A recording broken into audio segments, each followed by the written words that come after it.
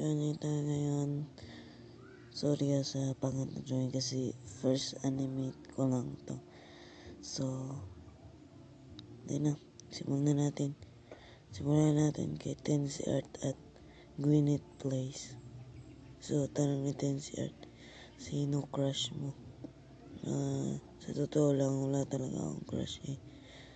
At kay Gwyneth Place naman, ako po ay 12 taong gulang pa po. Kay Russell Reyes naman at kay Zan Animation ang sasagutin natin ang mga tanong nila. So, ang tanong ni Russell Reyes ay ang address ko.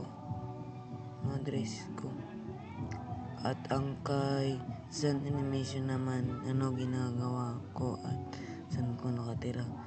Ginagawa ko ay nag-a-animate ako at nakatira ako sa Davao City. Ang shoutout nga guys kasi wala pang nagko-comment sa post ko. So, susunod na lang yung shoutout natin. So, ka na, daldal mo di ako makatulog. Lods GE Animation sa pagsama sa animation ko. Yun lang, TY.